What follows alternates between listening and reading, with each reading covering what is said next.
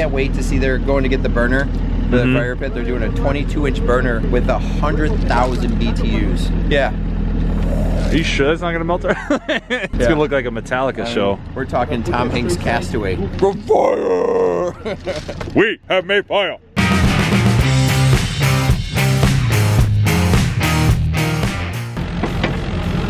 Day 2? Oh, I didn't even know what day it was. Is it only day 2? Well, you were out here by yourself for a day, you know, played in the dirt, but we won't count that. Yeah. All of the hard stuff we won't count. The digging of the hole and everything. Yeah, you in a machine, you know, your wrist probably hurt. You know, Van Morrison playing. Here's what I know. I'm happy at our progress. I also know we have a lot more work to do. And when you really think of it and you start listing all the things that we got done yesterday, goal for a day is to set about 20 tons of stone. So for us to set 15 yesterday was pretty good, including some intricate things with like prepping fire pits, framing out waterfalls, framing out some stairs. The two of us stayed a little later last night, got 2 of the stairs done. You can see we stubbed in our pipes. They've just got to fine tune them, but we had to set these yesterday because we didn't want to slow down the progress of setting all the rocks. So I'm loving the progress we made here. If you look at this and you said we'd finish this easy in a day, but then when you turn this way and you see the giant pond we still have to rock in, we've got a lot of work. We have this machine, we have that machine, we have multiple operators, we have a few more guys here today, so I think we'll get a lot more done. This 100% will be buttoned up today. Gravel, plumbing, pumps, all that stuff will get done. We'll get at least the bottom half rocked in here, and then I want to get some of the major frame rocks done. The owner is just going back and forth with his dump trailer because he's worried about not having enough rock. So it's really nice to have homeowners that are not just into it but don't mind getting their hands a little dirty. So he's going back and forth for us, just getting us 5 tons, 6 tons at a time. He's loving it. He's loving it. He's loving being a part of the process. They both love it. It's so much fun to build ponds for people that are so into it. And when you can tell how into it they are now, you know a year from now, 5 years from now, 10 years from now, this pond is just going to look better and better because they're true hobbyists. They're into it, right? And so they're going to make sure it's pristine all the time.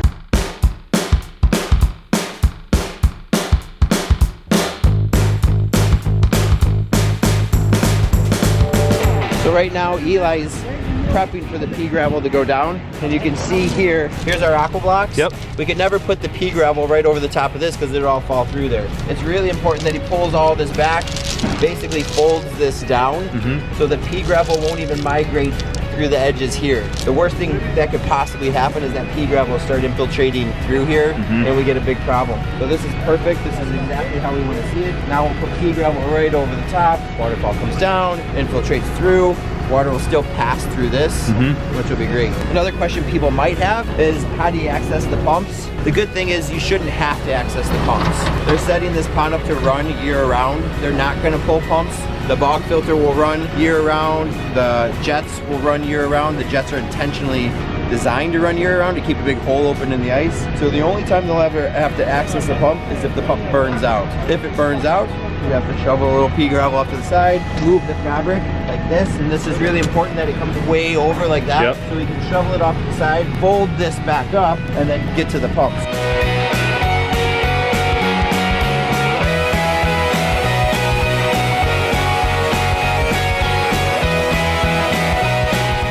What we got going right now is the pea gravel is starting to go into the pit area right where I'm standing. So big step happening right now, meaning that we are getting this portion of the water feature finished. Fire pit's gonna go over here. The homeowner got the burner for that. It's like a 22-inch burner, 100,000 BTUs like Brian was saying, so that flame's gonna be massive. So here he comes. He's just gonna run his Kubota back and forth till we get this whole thing filled up with pea gravel. Looks awesome.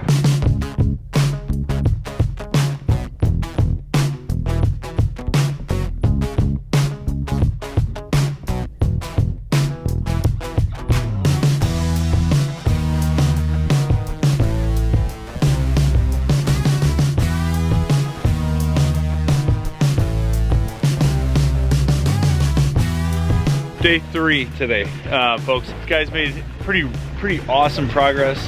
As you can see behind me in the pond, the pit area is done, minus the negative edge right here. But we brought a couple big pieces of slate, which you see sitting over behind Matt on that berm, that we're gonna put over the top of here to set our water level, and then that'll be our negative edge. So big skimmer basket over there. Also, what we've got cooking, what are you guys working on over here? We're putting in some jets and some ball valves so we can control the flow on the pier and the jets. So okay. Good circulation, water movement in this pond. We also have a power head over there, so should be able to get this water moving so that we have no stagnant areas. Good. I love what you're doing down here. I think we showed this yesterday. So we've got the sphere sitting on top of this small aqua block. The standpipe that goes up and feeds the sphere comes up through the middle. Why did we do this? We wanted to make sure that we could see the sphere so it was almost floating on top of the water. So to do that, we had to raise it, I think it's about 8 inches or so, maybe a little more. But that way it looks like it's floating out in the middle of the pond. And then we're gonna cover it up with the rocks here that kind of hide this off the rock and gravel around it. Yeah, it also keeps it kind of based in there real solid too. Cool. So the bottom water level is only about 3 inches from the bottom of the urn. So it really will have that illusion that it's floating. Nice, you guys. We'll do a bulkhead over here somewhere in the liner, but we're gonna wait to do any penetration in the liner until we know kind of where our rock work is around here. We may have to cut this out to get a big boulder here, but this is looking awesome, you guys.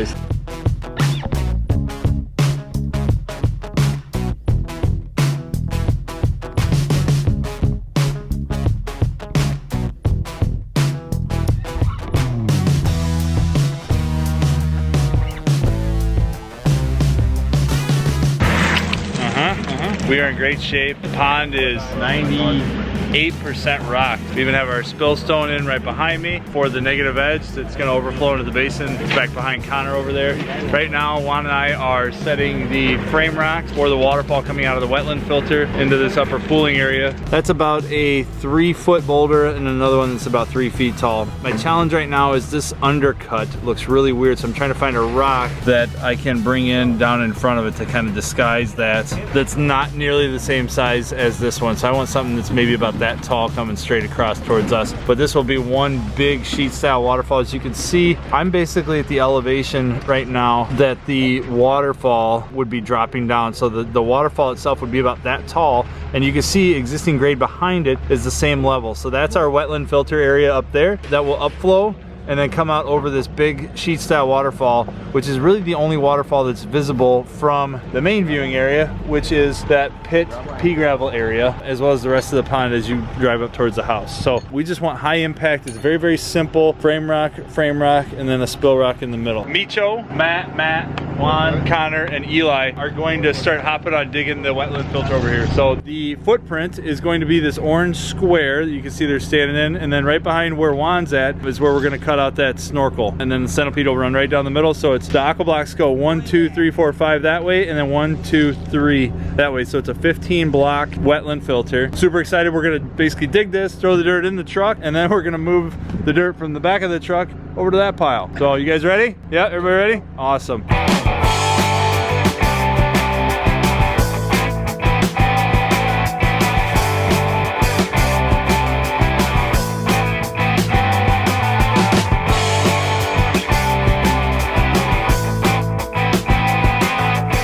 So we are starting to terrace back over there. We're gonna sink in a couple of seat rocks over there for the homeowner to eventually walk down to, sit and enjoy your pond from up above. We have the waterfalls framed out right there. We're gonna do another little fall right behind it, but we are starting to rock in the back area by the wetland filter. That urn right there is actually gonna move over almost in line with that column, and then we'll rock around it. We've got a really cool piece of driftwood here on the property that we might end up using, but we're focusing on the rock in the wetland filter, and then we're doing our retaining walls along the outside and the perimeters of the waterfall, the wetland filter, so on and so forth. We're making good progress, even in all of these sloppy, less than desirable conditions.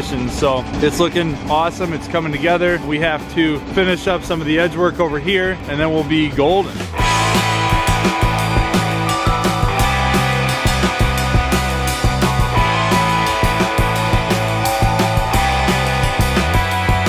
So we've got Micho and Matt kind of finishing up around the bog and the urn. We're gonna do kind of a little landslide in between coming over the snorkel, which is just underneath Micho's coulee. And then there's gonna be a landslide kind of coming up this way as well. And then we'll save room right there. We'll kind of trim that liner once the water fills up in here, in between, to make a nice little plant pocket in between this area right in here around the snorkel and then that area around the urn. Clients had a pretty cool piece of driftwood that we used to cover up the plumbing, so our manifold and everything, our ball valves to control the flow going to the urn, as well as to the wetland filter itself, is all hidden underneath there. So if we ever have to access that, we can peel that piece of driftwood back and get to that very, very easily. I'm gonna bring dirt all up along the back sides of these rocks over here, and then we gotta start dropping in some retaining stones back there. Tell everybody out there what Nick's mustache is up to right now. Looks good. Anyways. Let's do a poll on this video. So in the comments below, all of you out there that either love or hate Nick's mustache, let us know in the comments, and then let us know what we should do about it. If he should keep it, we'll keep it. If he should shave it, let's just get funny and, you know, get some mustache ideas going on over here. There's only one right answer.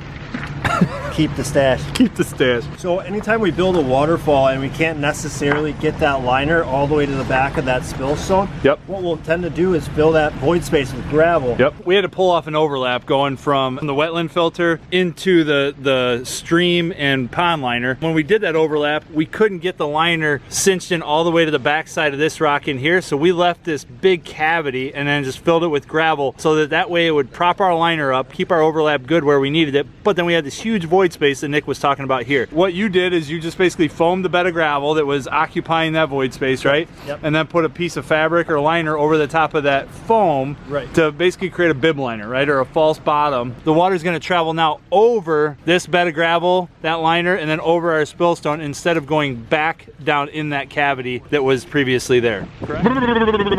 Well, we're done. Overnight temps dropped about 20 degrees and we got a couple inches of snow, but the wind has picked up dramatically. You can see it's blowing my flawless locks all over the place. But anyways, it's cold.